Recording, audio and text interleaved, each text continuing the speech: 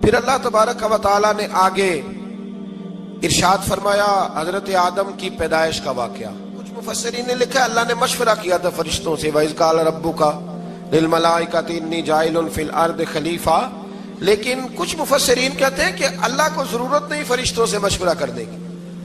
اللہ نے فرشتوں سے مشورہ نہیں کیا بلکہ رب نے انہیں آگاہ فرمایا تھا کہ میں لگا ہوں زمین پہ اپنا نائب بنانے, میں خلافت دینے لگا ہوں زمین پہ. اب یہ تو دینے والی کی مرضی ہے نا اس نے کس کو دینی ہے, یہ تو دینے والے کی مرضی ہے نا اس نے. تو کچھ لوگ کہتے ہیں کہ دینے والے سے زیادہ ہمیں پتہ ہے. تو فرشتوں کو بھی یہ اجتہادی خطا ہو گئی, کہنے لگے یا اللہ اسے نہ بنانا, یہ فساد کرے گا, یہ خون ریزیاں کرے گا. تو اللہ نے فرمایا جو میں جانتا ہوں وہ تم. اللہ اکبر. امام راضی فرماتے جب رمضان آتا ہے تو اللہ فرشتوں سے کہتا ہے ذرا یہ کھول کے دروازے دیکھو نا یہ زمین پہ کیا کر رہے ہیں. تم تو کہتے تھے فساد کریں گے اور یہ سارے تراویحاں پڑھ رہے ہیں. تم تو گویا کہتے تھے فساد کریں گے اور یہ تو دیکھو گویا رمضان کے روزے رکھ رہے ہیں, یہ تو میری یاد میں نکلے ہوئے.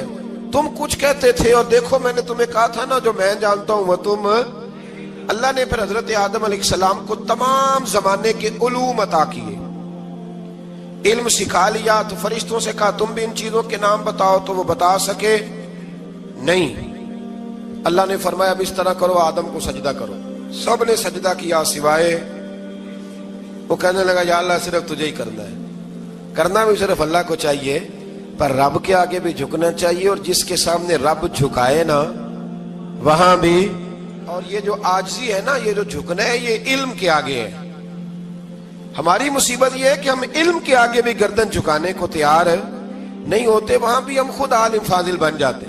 تو فرمایا کہ سب سے کہا سجدہ کرو, سب نے سجدہ کیا سوائے ابلیس کے. تو پھر ہوا کیا وَكَانَ مِنَ الْكَافِرِينَ, وہ کافروں میں سے ہو گیا. پھر اللہ نے حضرت آدم کو اور جناب حوا کو نا مقام دے دیا جنت میں رہنے کے لیے, اور کہا سارا کچھ کھانا, درخت کے قریب نہ جانا.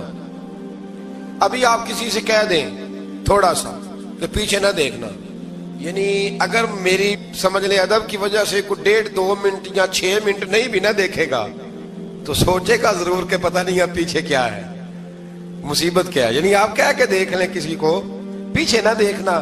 فطرت ہے نا انسان کی, وہ جستجو کرتا ہے, کہا اس درخت کے پاس نہ جانا. تو حضرت حوا سلام اللہ علیہ کہتے ہیں دل میں خیال رہتا تھا کہ آخر ہے کیا درخت کے پاس. یہی انسان کا عقیدہ توحید ہے کہ جہاں سے رب منع کر دے وہاں وہ منع ہو جائے. اور یہ ان کی خطا نہیں تھی, یہ اللہ کی حکمت تھی, چونکہ رب نے تو پہلے کہہ دیا تھا بنایا ہی زمین کے لیے, تو یہ تو سارا کچھ ہونا تھا تو زمین پہ آنا تھا نا. تو حضرت حوا اور جناب آدم کے پاس شیطان آیا, اب اس کو نکال تو دیا تھا پر ابھی اس کا جنت میں آنا جانا بند نہیں ہوا تھا, یہ بھی اللہ کی حکمت تھی. تو وہ کہنے لگا تمہیں پتہ ہے بعد میں مر جاؤ گے. تو حضرت حوا کہنے لگی کیا موت بھی آئے گی؟ کہاں, اس کی تکلیف بھی بڑی ہوگی, تو پھر بچیں گے کیسے؟ تو کہنے لگے پھل کھا لو اس درخت کا. تو بچنے کے لیے پھل کھایا تھا. اس طرح لوگ آج بہت سارے کام بچنے کے لیے کرتے ہیں پر بچ سکتے, بچنے کے لیے پھل کھایا. تو اللہ نے فرمایا زمین پہ چلے جاؤ. تو حضرت آدم زمین پہ آئے, پھر کئی 100 سال روتے رہے. فَتَلَقَّى آدَمُ مِن رَبِّهِ کَلِمَاتٍ, تو پھر اللہ نے خود ہی جناب آدم کو کچھ کلمے سکھائے. علامہ اسماعیل حقی فرماتے ہیں وہ کلمے یہ تھے کہ حضرت آدم نے میرے نبی کا وسیلہ پیش کیا, اللہ کریم نے جناب آدم کی دعا کو مقبول فرما لیا. پھر آگے بنی اسرائیل کا ذکر آ جاتا ہے. اللہ تعالیٰ نے بنی اسرائیل, آج آپ اسی قوم کو یہودی کہتے ہیں, ان کو اللہ نے اس زمانے میں فضیلت عطا کی تھی بہت زیادہ. تو عرب کے اندر جب نبی پاک علیہ السلام نے اعلان نبوت کیا تو کچھ لوگوں نے یہ کہہ دیا کہ اگر یہ یہودی کلمہ پڑھ لیں گے تو ہم بھی پڑھ لیں گے. تو پھر اللہ نے انہیں یاد کرایا کہ تم اصل میں کیا ہو, تمہیں کلمہ پڑھنا چاہیے. تو اہل یہود کا تذکرہ کرتے کرتے رب کریم نے ایک بات یہ بھی ارشاد فرمائی کہ تم لوگوں کو تو کہتے رہے ہو کہ وہ نبی آنے والے ہیں, وہ نبی آنے والے ہیں, اور جب آ گئے ہیں تو ماننے کو تیار نہیں ہو. تو فرمایا تأمرون الناس بالبر وتنسون انفسکم وانتم تتلون الکتاب, لوگوں کو بھلائی کا حکم دیتے ہو اور اپنے آپ کو بھول جاتے ہو. افلا تعقلون, تمہیں عقل نہیں؟ پھر اللہ نے انہیں یہ بھی یاد کرایا کہ یاد کرو وہ زمانہ کہ جب فرعون نے خواب دیکھ لیا تھا کہ کوئی بچہ اس کی سلطنت کو تباہ کرے گا تو پھر اس نے تمہارے بچوں کو ذبح کرانا شروع کیا اور تمہاری بیٹیوں کو چھوڑتا تھا. فرمایا یہ بھی تو تم نے دیکھا, میں نے تمہیں پھر تم سے کہا جہاد کرو قوم عمالقہ کے خلاف, تو مقام طیہ میں جا کے یہ لوگ کہنے لگے ہم سے جہاد نہیں ہوتا. اللہ نے انہیں ایک میدان میں قید کر دیا. بڑی دلچسپ بات, قید تو لوگ ہوتے ہیں نا چار دیواری میں, تو اللہ نے بنی اسرائیل والوں کو جب انہوں نے کہا ہم جہاد نہیں کریں گے تو اللہ نے میدان میں قید کر دیا. میدان میں, یہ یاد رکھیں, جب انسان اللہ کی نافرمانی کرتا ہے تو اسے ایسی قید ملتی ہے جس کا اس نے تصور بھی نہیں کیا ہوتا. ایک میدان ہے مقام طیہ, قید ہو گئے, سارا دن سفر کرتے تھے, سارا دن, تو رات کو تھک کے سوتے تھے, صبح اٹھتے تھے نا جب, تو وہیں ہوتے تھے جہاں کل صبح چلے تھے. تو رب جب کسی کو قیدی بناتا ہے تو اسے زنجیروں کی سلاخوں کی ضرورت, دعا فرمائے اللہ تبارک و تعالی غموں سے نجات عطا فرمائے. یہ دعا فرمائے, ایسی قید دیتا ہے کہ جس سے پھر چھٹکارا ہو سکتا. تو بنی اسرائیل کا بہت زیادہ تذکرہ اس بارے میں اللہ تبارک و تعالی نے پھر بیان کیا, اور پھر کہا کہ انہیں جو حکم دیا جاتا تھا یہ اس کی سرتابی کرتے تھے, پھر اللہ نے ان پر ذلت نازل کر دی اور یہ ہمیشہ اس کا شکار رہیں. قوم سبت کا ذکر فرمایا اللہ نے, ہفتے والے دن کچھ لوگ نافرمانی کرتے تھے. ہمارے بھی ہیلے بہانے ہیں نا آج کل کاروبار میں. تو اسی سپارے کی آیت نمبر 65 کے اندر اللہ تعالیٰ نے حضرت داؤد کی قوم کا ذکر کیا کہ اللہ نے انہیں حکم دیا تھا کہ ہفتے والے دن مچھلیاں نہیں پکڑنی, تو وہ کہتے تھے چلو ہاتھ لگا کے نہیں پکڑنی, ہاتھ لگا کے. وہ ہمارے لوگ ہیلے بہانے تلاش کر لیتے ہیں نا, وہ بڑے جناب انشورنس والا آ گیا, اب وہ بینک والا آ گیا, وہ فلانے صاحب آ گئے, وہ تروڑ مروڑ کے کہانیاں باتیں, اور پھر ہمیں بھی رستے مل جاتے ہیں بچنے کے. مفتی صاحب نے کہہ دیا تھا, ایک مولانا سے میں نے ان کو کہا ہفتے والے دن مچھلیاں نہیں پکڑنے کا, نہیں پکڑتے, چھوٹے چھوٹے حوض بنا لیے. تو مچھلیاں زیادہ آتی تھی اس دن, یہ بھی اللہ کی قدرت تھی. نماز کے وقت گاہک زیادہ آتے ہیں, یہ اس کی قدرت ہوتی ہے. تو وہ مچھلیاں حوض میں جمع ہو جاتی ہیں, یوں سمجھ لیں کہ جال انہوں نے لگا لیے ہوئے تھے, تو جال میں وہ پھنستی رہتی تھی, حوضوں میں آتی رہتی تھی. ہفتے کو نہیں پکڑتے تھے, اتوار کو پکڑ لیتے تھے. تو پھر اللہ نے انہیں سزا دی. فرمایا تماشے کرتے ہو اللہ کے حکم کے ساتھ, کیا سزا دی؟ فَقُلْنَا لَهُمْ كُونُوا قِرَادَةً خَاسِئِينَ, فرمایا بندر بن جاؤ دھتکارے ہوئے. جو رزق حرام طریقے سے کماتے تھے رب انہیں بندر بنا دیتا تھا. ابھی بھی میں نے دیکھے ہیں بڑے بڑے تاجر پاگلوں جیسی زندگی گزار رہے ہیں, نفسیاتی طور پہ سکون نہیں ہے, کروڑوں روپیہ پڑا ہے. کیوں؟ اس لیے کہ رب کے بتائے ہوئے طریقے کے مطابق تجارت نہیں کرتے. آگے ایک اور دلچسپ بات آ گئی. بنی اسرائیل کے اندر نا ایک شخص نے اپنے چچا کو قتل کر دیا جائیداد کے لیے. یہ دیکھیں کب سے لوگ جائیداد کے لیے قتل کرتے آ رہے ہیں.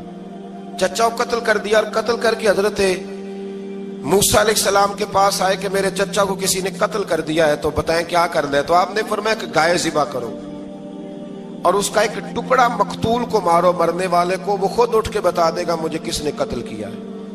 اب ارادہ نہیں تھا گائے ذبح کرنے کا تو بہانے کرنے لگے. ارادہ نہیں نہ ہوتا تو پھر کیا ہوتے ہیں, کہنے لگے گائے کس طرح کی ہو, بوڑھی ہو کہ بچی ہو, رنگ کیسا ہو, جوان ہو کہ چھوٹی ہو, حال میں ایک دفعہ چلنا سیکھ گئی ہو یا ابھی نہ سیکھی ہو. تو بتاتے گئے تو رب بھی شرطیں بیان کرتا گیا. گہرے زرد رنگ کی ہو, حال کے اندر اسے نہ چلایا گیا ہو, پانی نہ نکالا گیا ہو, نہ بچی ہو نہ جوان ہو, اس کے درمیان ہو. یہ ساری شرطیں کہاں پائی جاتی تھی؟ حضرت موسیٰ علیہ السلام کی قوم کا ایک شخص تھا جو اللہ کا ولی تھا. وہ جب انتقال کرنے لگا نا, اللہ اکبر, دیکھو رب ولیوں کی اولادوں پر بھی کتنا فضل فرماتا ہے. وہ جب انتقال کرنے لگا تو ایک اس کے پاس چھوٹی سی بچیا تھی, گائے کی بچی, اس نے جنگل میں چھوڑ دی. کہنے لگا یا اللہ میں تیرے نام پہ چھوڑتا ہوں, میرا بچہ جوان ہو جائے تو اسے دے دینا, اور تو سرمایہ ہی کوئی نہیں. بچہ بڑا ہوا تو بچہ بھی بڑا نیک تھا, اپنی ماں کا بڑا فرما بردار تھا. اس کی ماں نے کہا بیٹا تیرے باپ نے ایک گائے چھوڑی تھی. تو بچہ جنگل میں گیا اور جا کے کہنے لگا اے اللہ میری گائے مجھ سے ملا دے. تو رب کریم نے وہ گائے واپس کر دی. وہ گائے گھر لے آیا, اب وہ کہنے لگا اما بیچ دوں، تو اما کہنے لگی بیٹا میرے پوچھے بغیر نہ بیچنا۔ کئی دفعہ کہا لگے پر اس نے کہا جب تک میری اما نہ کہے گی میں بیچوں گا۔ ادھر بنی اسرائیل والے شرطیں جتنی گائے کے بارے میں پوچھ چکے تھے وہ ساری اسی گائے میں پائی جاتی تھی، تو یہ ڈھونڈتے ڈھونڈتے وہاں پہنچ گئے، تو کہنے لگے گائے چاہیے، تو اس نے کہا بھی تمہاری مرضی سے نہیں، قیمت میری مرضی کی۔ ایک مفسر نے تو یہاں تک لکھا ہے کہ اس نے کہا گائے ذبح کر کے نا، تو جتنا گائے کے اندر گوشت ہوگا نا اتنا ہی کھال کے اندر تو مجھے مال بھر کے دو گے، اتنے سکے بھر کے دو گے، اتنی اشرفیاں بھر کے دو گے تو پھر تمہیں گائے دوں گا۔ تو پھر یہ گائے انہیں ملی اور یہ گائے لے کر کے آئے۔ زیادہ سوالات نہ کرتے تو زیادہ الجھتے نہ۔ ہم بھی دین کے معاملے میں بڑے سوال جواب کرتے ہیں، اتنا سوال کریں جتنی اس کی ضرورت ہے۔ ان لوگوں نے سوالات زیادہ کیے تو پھر الجھ زیادہ گئے۔ تو میرے بھائی اس کا ذکر بھی اللہ تبارک و تعالیٰ نے پہلے پارے کے اندر بیان فرمایا۔ پھر اللہ کریم نے فرمایا کہ کچھ ایسے لوگ بھی ہیں یہودیوں میں سے جن کا دعویٰ ہو گیا ہے کہ ہم اللہ کے بڑے پیارے ہیں۔ فرمایا یہ صرف ان کے منہ کی باتیں ہیں، یہ تو قیامت میں پتہ چلے گا نا کہ اللہ کا پیار کس کے ساتھ زیادہ ہے۔ اور پھر یہ بھی یہودیوں نے دعویٰ کیا ہے، اسی پارے میں اللہ فرماتے ہیں کہ ان کا دعویٰ ہے کہ ہم اللہ کے بڑے پیارے ہیں، جنت میں ہم ہی جائیں گے۔ تو اللہ فرماتے ہیں پھر مرنے کی دعا تو کرو، جنت میں تو مر کے جانا ہے نا۔ لیکن رب فرماتے ہیں یہ کبھی مرنے کی دعا نہیں کریں گے، اس لیے کہ انہیں پتہ ہے کہ ہم نے آخرت کے لیے کیا بھیجا۔ لے جی پہلا حکم آ گیا یا ایھا الذین آمنوا کہہ کے، پہلی آیت قرآن پاک کی پہلے سپارے میں پہلی آیت جس میں اللہ نے کہا یا ایھا الذین آمنوا، تو پہلا حکم آمنوا کہہ کے آیت نمبر 104 میں جو اللہ نے حکم دیا ہے نا وہ نبی پاک کی تعظیم کا حکم ہے۔ پہلا حکم ہی اللہ نے حضور کی عزت اور ناموس کا ارشاد فرمایا۔ پہلا اس ترتیب کے لحاظ سے وہ ہوا یہ کہ جب نبی پاک کو بات ارشاد کرتے تو صحابہ کرام اٹھ کے عرض کرتے رائینا یا رسول اللہ، حضور سمجھ نہیں آئی ذرا رعایت کر دے۔ تو یہودیوں کی عبرانی زبان کے اندر نہ ذرا کھینچ کے پڑھتے تھے رائینا، تو اس کا معنی بنتا تھا معاذ اللہ اے ہمارے چرواہے، بکریاں چرانے والے کو بھی وہ رائینا کہتے تھے۔ تو جب صحابہ یہ کہنے لگے تو اللہ نے منع ہی کر دیا، فرمایا میرے محبوب کے غلاموں اس لفظ کے پیچھے چھپ کے، اس لفظ کے پیچھے چھپ کے لوگ میرے نبی کی بے ادبی کر جاتے ہیں، تو جس لفظ کا کوئی ایک معنی بے ادبی والا بنتا ہو وہ لفظ بھی میرے نبی کے لیے نہ کہو، لفظ وہ والے کہو جس میں کوئی بے ادبی کا معنی نکلے نہ۔ یہاں لوگوں نے بڑے بڑے لفظ نہیں بول دیے، پھر کہتے ہیں میرا مطلب یہ تھا، میرا مطلب وہ تھا، تو تو نے وہ لفظ بولا کیوں جس کا کوئی غلط مطلب بھی نکل سکتا تھا۔ اللہ نے فرمایا یا ایھا الذین آمنوا لا تقولوا رائینا، اے ایمان والو رائینا کہو ہی نہ۔ تو یا اللہ کیا کہیں؟ فرمایا وقولوا انظرنا، تم کہو یا رسول اللہ ایک نظر فرمائیے، انداز دیکھیے، انظرنا ایک نظر۔ تو ہمارے بزرگ تو پہلے ہی بڑے پیار والوں نے کہہ دیا یا رسول اللہ انظر حالنا، کہتے کہاں سے لاتے ہو جملے؟ میں نے کہا اللہ کی کتاب سے، یا رسول اللہ انظر حالنا یا حبیب اللہ اسمع قالا، تو تم کہو انظرنا محبوب نظر کرم کرے، واسمعوا، اور کیا ضرورت ہے دوبارہ پوچھنے کی؟ اللہ کہتا ہے پہلے ہی دھیان سے سنا کرو، پہلے ہی واسمعوا، پہلے ہی احتیاط سے سنو، وللکافرین عذاب علیم، اور کافروں کے لیے دردناک عذاب ہے۔ لے جی اسی پارے میں اللہ تبارک و تعالیٰ نے پھر اہل یہود کا ذکر کیا۔ تو یہود کہنے لگے کہ ہم حضرت ابراہیم کے ماننے والے ہیں، تو اللہ کریم نے وہ بھی ذکر کیا کہ میں نے تو ابراہیم کو آزمایا ہے، وَإِذِ ابْتَلَىٰ إِبْرَاهِيمَ رَبُّهُ بِكَلِمَاتٍ فَأَتَمَّهُنَّ، ہم نے ابراہیم کو کچھ چیزوں سے آزمایا ہے، وہ ہماری آزمائش پہ پورے اترے۔ قَالَ إِنِّي جَاعِلُكَ لِلنَّاسِ إِمَامًا، تو پھر ہم نے انہیں کہا کہ ہم آپ کو پوری دنیا کا امام بنائیں گے۔ وہ آزمائش کیا تھی؟ آگ میں جانا بھی آزمائش، بیٹے کا نہ ہونا بھی آزمائش، بیٹا ہوا تو پھر اسے وادی غیر ذی زرع میں چھوڑ کے آنا بھی آزمائش، بڑا ہوا تو پھر ذبح کرنا بھی آزمائش۔ فرمایا جہاں جہاں آزمایا ہے نا ابراہیم ہماری آزمائش میں پورے اترے۔ فرمایا تو مفت میں حضرت ابراہیم کی اولاد بنتے ہو اور ان کا نام لیتے ہو اور ان کے ساتھ اپنا تعلق بناتے ہو، دیکھو تو صحیح وہ کتنی آزمائشوں سے گزرے۔ تو اس کا بھی اللہ نے اسی میں ذکر فرمایا۔ اور پھر وہ بات کرتے تھے حضرت याकूब की और हजरत इसहाक की, तो फरमाया वो तो हमारे इतने खास बंदे थे कि विसाल के वक्त भी उन्होंने अपनी औलादों को नसीहत फरमाई थी कि अल्लाह की तौहीद पे कायम रहना। उसका जिक्र भी अल्लाह ने इसी पारे में बयान फरमाया।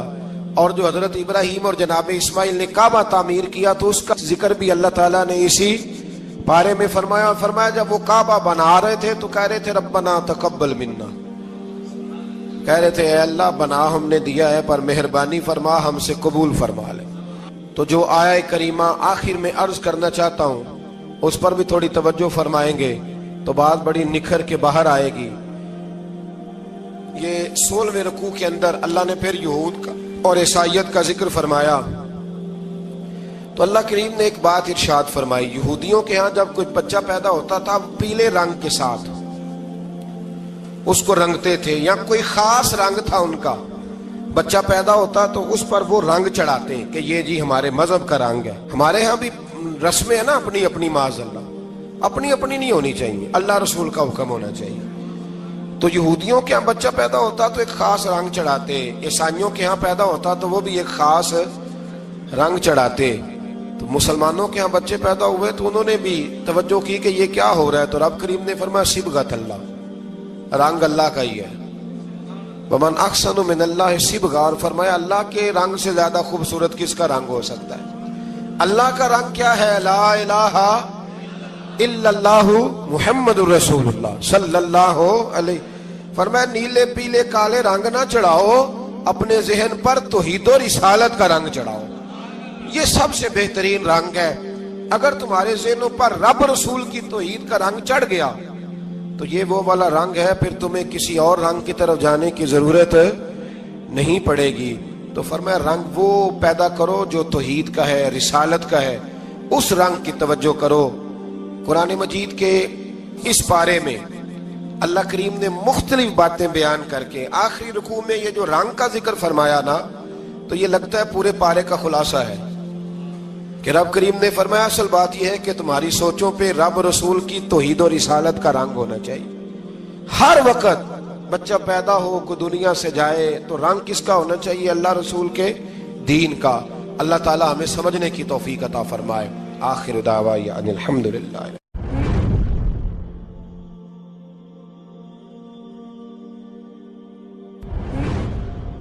अल्लाह ताला ने इंसान को याद कराया है कि तूने इबादत अपने रब की करनी है, और फरमाया रब तुम्हारा वो है जिसने तुम्हारे लिए जमीन को फर्श बनाया है, आसमान को छत बनाया है, और आसमान से पानी बरसा के तो जमीन से फल उगाए हैं, रिज़्क़ल लकुम, वो भी तेरे खाने के लिए उगाए हैं।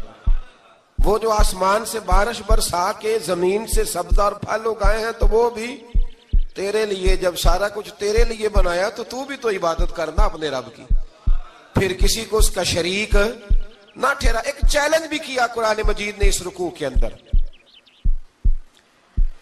कहा करते थे मक्के के लोग कि आप कुरान मजीद की आयतें नबी करीम अलैहिस्सलाम से कहा करते थे कि माज़अल्लाह आप खुद बनाते हैं, बना के लाते हैं। तो अल्लाह करीम ने फरमाया व इन कुंतुम फी रैबिम मिम्मा नज़्ज़लना अला अब्दिना फ़अतू बिसूरतिन मिन मिस्लिही, अगर तुम्हें शक हो ना इसमें जो हमने बंदा खास पे नाजिल किया है तो तुम भी इस जैसी एक सूरत बना के लाओ।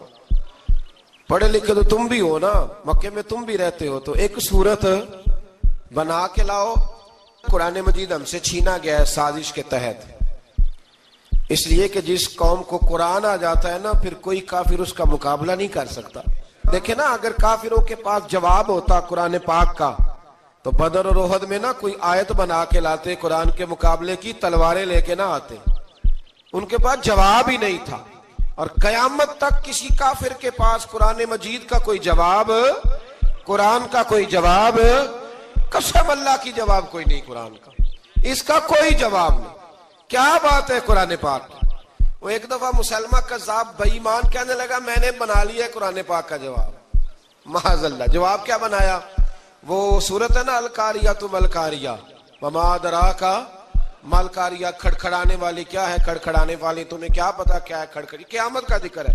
कहने लगा मैंने इस जैसी सूरत बना लिया, तो क्या बनाया, अलफील मलफील वमा अदराका मलफील। कहने लगा हाथी, तुम्हें क्या पता क्या हाथी। تم کیا جانو کیا ہاتھی؟ تو پاس جو اس کے اپنے بیٹھے تھے نا چیلے، کہنے لگے چپ کر جا، سارے زمانے کو پتہ ہے ہاتھی کیا ہوتا ہے۔ تو پاگل ہے، اس کے 2 کان ہوتے ہیں، ایک سونڈ ہوتی ہے، 4 اس کے پیر ہوتے ہیں۔ بیوقوف آدمی قرآن کا مقابلہ کرنا ہے تو کچھ چج کے ساتھ کر، پاگلوں کی طرح مقابلہ کرے گا، جوتے کھائے گا بھی، ہمیں بھی پڑھوائے گا۔ تو قرآن مجید کا کوئی مقابلہ کر سکا؟ تو اس آیہ مبارکہ میں اللہ نے کافروں کو یہ کہا اگر مقابلہ نہیں کر سکتے تو پھر اللہ سے ڈرو، ورنہ دوزخ میں ڈالے جاؤ گے، وہ جس کا ایندھن آدمی اور پتھر ہے، اور بنائی بھی کافروں کے لیے گئی ہے۔ اعدت للکافرین، جہنم کس کے لیے بنائی گئی ہے؟ کافروں اور منافقوں کے لیے۔ مسلمانوں کے لیے بنائی گئی، مسلمان مرضی سے چھلانگے لگائیں تو ان کی موج ہے، ورنہ ان کے لیے جہنم، ان کے لیے اللہ نے جنت بنائی ہے۔ اور یہ بات کرتے ہی رب کریم نے فرمایا، اے محبوب علیہ الصلوۃ والسلام، مومنوں کو خوشخبری دے دیں کہ اللہ نے ان کے لیے جنت بنائی ہے، اس میں باغات ہیں، انہیں رزق دیا جائے گا کھانے کے لیے، اور اس میں انہیں پاکیزہ بیویاں دی جائیں گی، اور پھر وہ اس میں ہمیشہ رہیں گے، انہیں اس سے نکالا نہیں جائے گا۔ آگے جو آیات کریمہ ہے نا، اس کے اندر اللہ تبارک و تعالیٰ نے فرمایا ہے کہ اللہ حیا نہیں کرتا سمجھانے کے لیے، مچھر کی مثال بھی دینی پڑے۔ فرمایا قرآن سے کچھ لوگ ہدایت حاصل کرتے ہیں اور کچھ گمراہ ہو جاتے ہیں۔ جب لوگ اپنی مرضی کی تشریحات چاہتے ہیں تو گمراہ ہوتے ہیں، اور جب قرآن کو رسول اللہ صلی اللہ علیہ وسلم اور امت مسلمہ کی تشریحات کی روشنی میں سمجھتے ہیں تو پھر اللہ ہدایت عطا فرماتا ہے۔ پھر اللہ تبارک و تعالیٰ نے آگے ارشاد فرمایا حضرت آدم کی پیدائش کا واقعہ۔ کچھ مفسرین نے لکھا اللہ نے مشورہ کیا تھا فرشتوں سے، وَإِذْ قَالَ رَبُّكَ لِلْمَلَائِكَةِ إِنِّي جَاعِلٌ فِي الْأَرْضِ خَلِيفَةً، لیکن کچھ مفسرین کہتے ہیں کہ اللہ کو ضرورت نہیں فرشتوں سے مشورہ کرنے کی، اللہ نے فرشتوں سے مشورہ نہیں کیا، بلکہ رب نے انہیں آگاہ فرمایا تھا کہ میں لگا ہوں زمین پہ اپنا نائب بنانے، میں خلافت دینے لگا ہوں زمین پہ۔ اب یہ تو دینے والی کی مرضی ہے نا، اس نے کس کو دینی ہے، یہ تو دینے والے کی مرضی ہے نا، اس نے۔ تو کچھ لوگ کہتے ہیں کہ دینے والے سے زیادہ ہمیں پتہ ہے، تو فرشتوں کو بھی یہ اجتہادی خطا ہو گئی، کہنے لگے یا اللہ اسے نہ بنانا، یہ فساد کرے گا، یہ خون ریزیاں کرے گا۔ تو اللہ نے فرمایا جو میں جانتا ہوں وہ تم، اللہ اکبر۔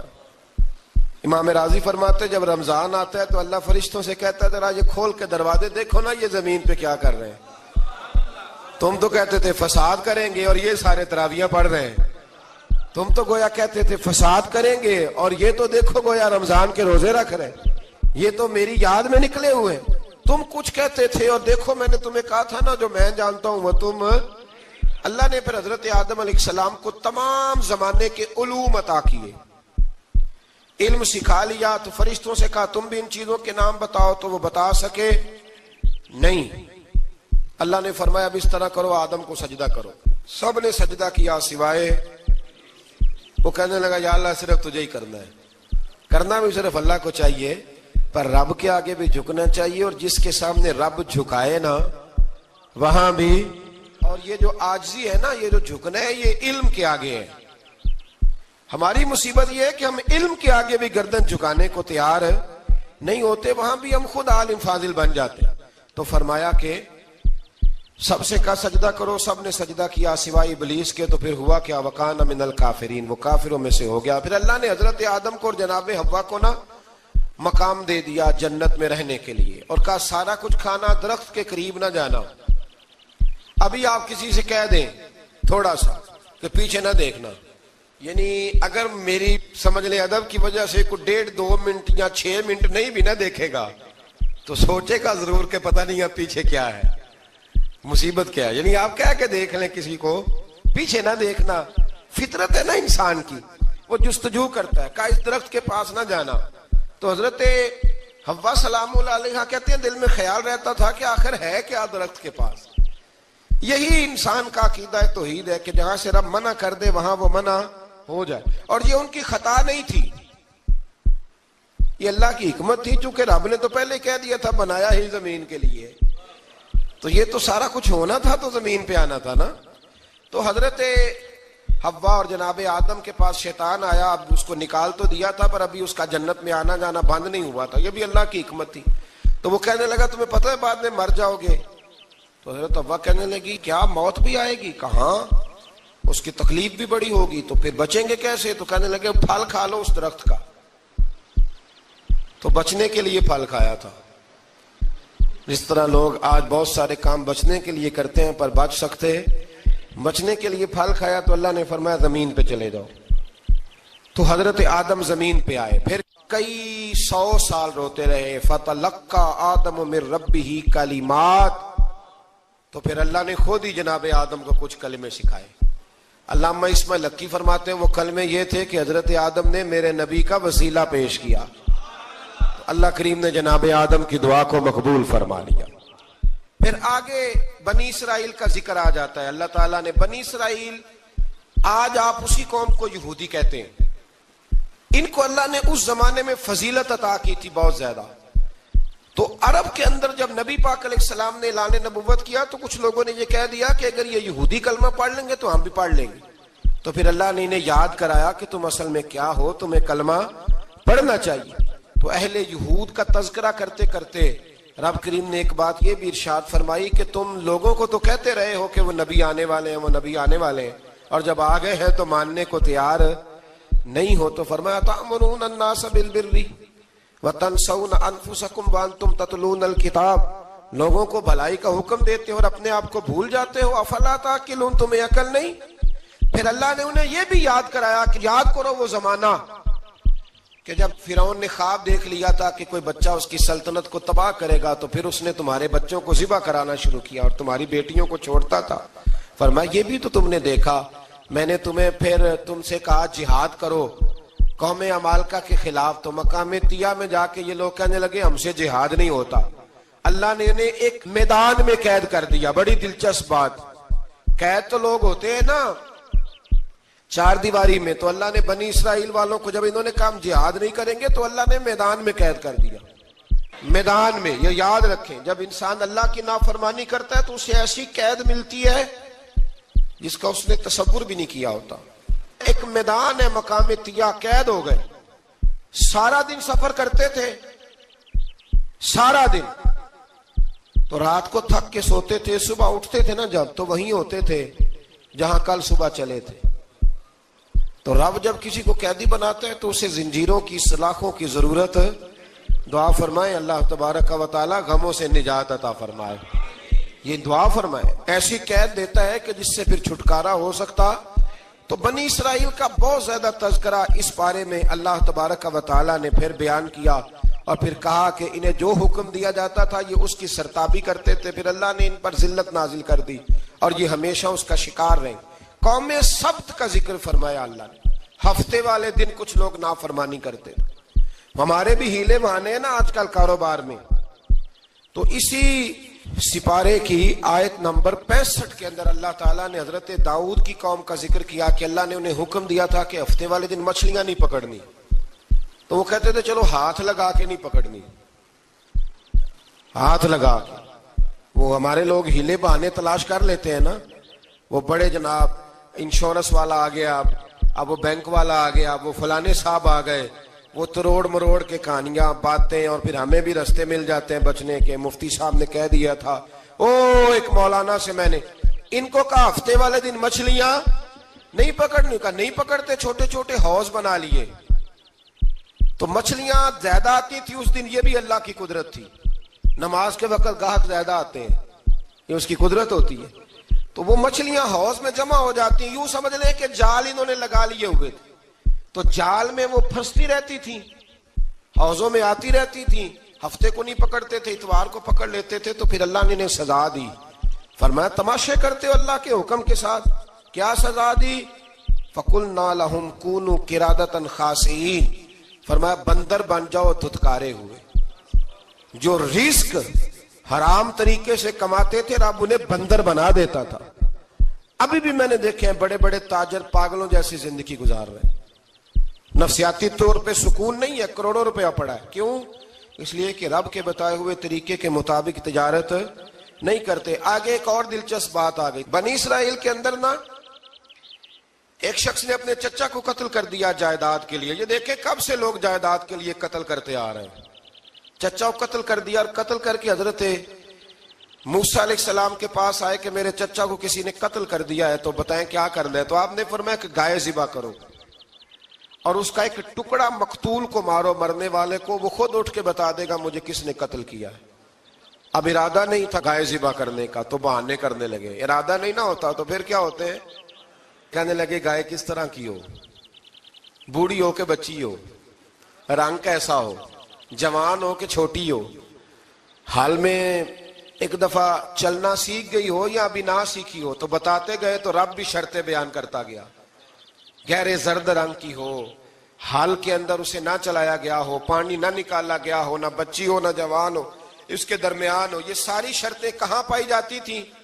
حضرت موسیٰ علیہ السلام کی قوم کا ایک شخص تھا جو اللہ کا ولی تھا. وہ جب انتقال کرنے لگا نا, اللہ اکبر, دیکھو رب ولیوں کی اولادوں پر بھی کتنا فضل فرماتا ہے. وہ جب انتقال کرنے لگا تو ایک اس کے پاس چھوٹی سی بچیا تھی, گائے کی بچی, اس نے جنگل میں چھوڑ دی. کہنے لگا یا اللہ میں تیرے نام پہ چھوڑتا ہوں, میرا بچہ جوان ہو جائے تو اسے دے دینا, اور تو سرمایہ ہی کوئی نہیں. بچہ بڑا ہوا تو بچہ بھی بڑا نیک تھا, اپنی ماں کا بڑا فرما بردار تھا. اس کی ماں نے کہا بیٹا تیرے باپ نے ایک گائے چھوڑی تھی. تو بچہ جنگل میں گیا اور جا کے کہنے لگا اے اللہ میری گائے مجھ سے ملا دے. تو رب کریم نے وہ گائے واپس کر دی. وہ گائے گھر لے آیا. اب وہ کہنے لگا اماں بیچ دوں, تو اماں کہنے لگی بیٹا میرے پوچھے بغیر نہ بیچنا. کئی دفعہ گاہک لگے پر اس نے کہا جب تک میری اماں نہ کہے گی میں بیچوں گا. ادھر بنی اسرائیل والے شرطیں جتنی گائے کے بارے میں پوچھ چکے تھے وہ ساری اسی گائے میں پائی جاتی تھی. تو یہ ڈھونڈتے ڈھونڈتے وہاں پہنچ گئے تو کہنے لگے گائے چاہیے. تو اس نے کہا بھی تمہاری مرضی سے نہیں, قیمت میری مرضی کی.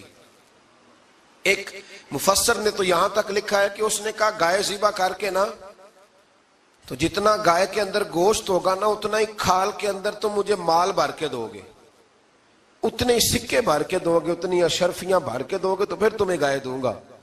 تو پھر یہ گائے انہیں ملی اور یہ گائے لے کر کے آئے. زیادہ سوالات نہ کرتے تو زیادہ الجھتے نہ. ہم بھی دین کے معاملے میں بڑے سوال جواب کرتے ہیں, اتنا سوال کریں جتنی اس کی ضرورت ہے. ان لوگوں نے سوالات زیادہ کیے تو پھر الجھ زیادہ گئے.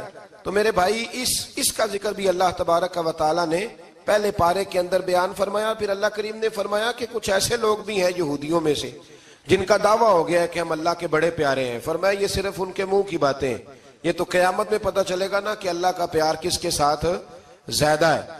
اور پھر یہ بھی یہودیوں نے دعویٰ کیا ہے, اسی پارے میں اللہ فرماتے ہیں کہ ان کا دعویٰ ہے کہ ہم اللہ کے بڑے پیارے ہیں, جنت میں ہم ہی جائیں گے. تو اللہ فرماتا ہے پھر مرنے کی دعا تو کرو, جنت میں تو مر کے جانا ہے نا. لیکن رب فرماتے ہیں یہ کبھی مرنے کی دعا نہیں کریں گے, اس لیے کہ انہیں پتہ ہے کہ ہم نے آخرت کے لیے کیا بھیجا. لیں جی پہلا حکم آ گیا یا ایھا الذین آمنوا کہہ کے, پہلی آیت قرآن پاک کی پہلے سپارے میں پہلی آیت جس میں اللہ نے کہا یا ایھا الذین آمنوا. تو پہلا حکم آمنوا کہہ کے آیت نمبر 104 میں جو اللہ نے حکم دیا ہے نا وہ نبی پاک کی تعظیم کا حکم ہے. پہلا حکم ہی اللہ نے حضور کی عزت اور ناموس کا ارشاد فرمایا. پہلا اس ترتیب کے لحاظ سے وہ ہوا یہ کہ جب نبی پاک کو بات ارشاد کرتے تو صحابہ کرام اٹھ کے عرض کرتے رائینا یا رسول اللہ, حضور سمجھ نہیں آئی ذرا رعایت کر دیں.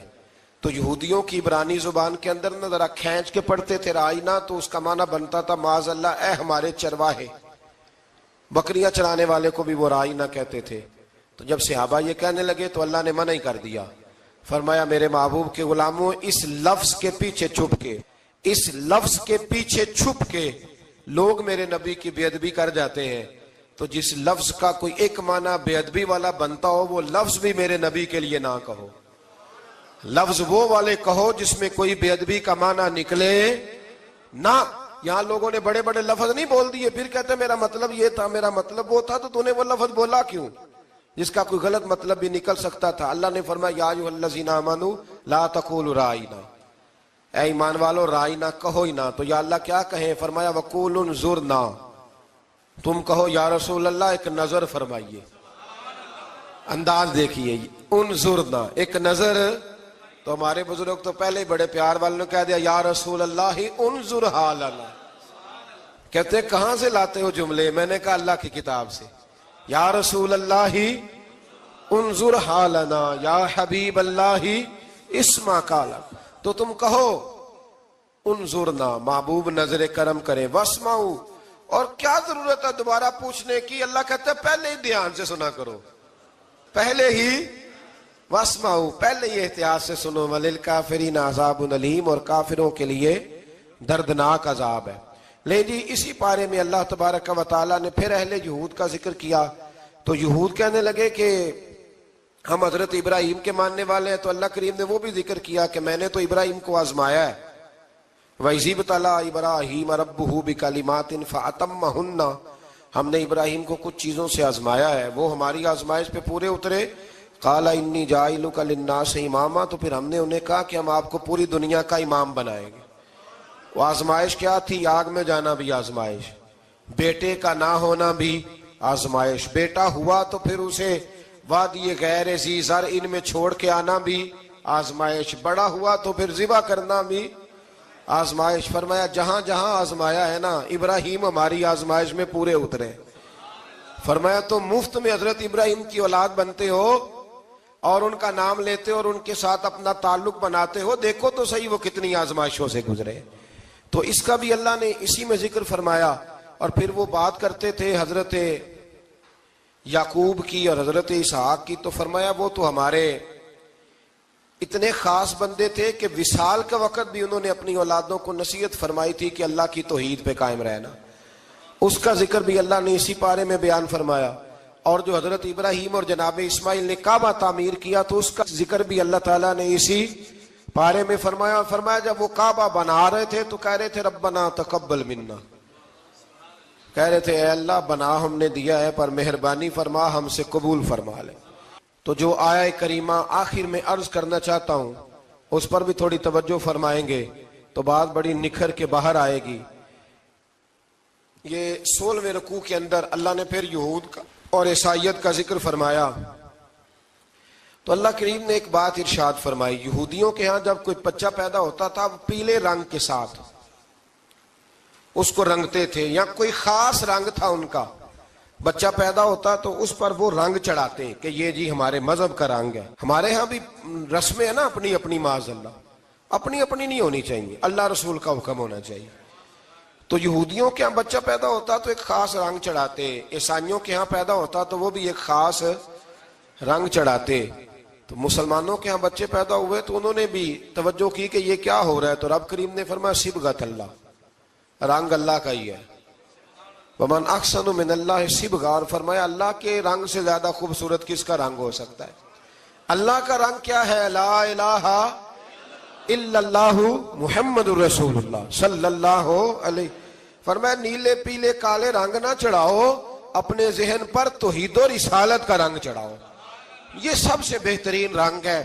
اگر تمہارے ذہنوں پر رب رسول کی توحید کا رنگ چڑھ گیا تو یہ وہ والا رنگ ہے، پھر تمہیں کسی اور رنگ کی طرف جانے کی ضرورت نہیں پڑے گی. تو فرمایا رنگ وہ پیدا کرو جو توحید کا ہے، رسالت کا ہے، اس رنگ کی توجہ کرو. قرآن مجید کے اس پارے میں اللہ کریم نے مختلف باتیں بیان کر کے آخری رکوع میں یہ جو رنگ کا ذکر فرمایا نا، تو یہ لگتا ہے پورے پارے کا خلاصہ ہے کہ رب کریم نے فرمایا اصل بات یہ ہے کہ تمہاری سوچوں پہ رب رسول کی توحید و رسالت کا رنگ ہونا چاہیے. ہر وقت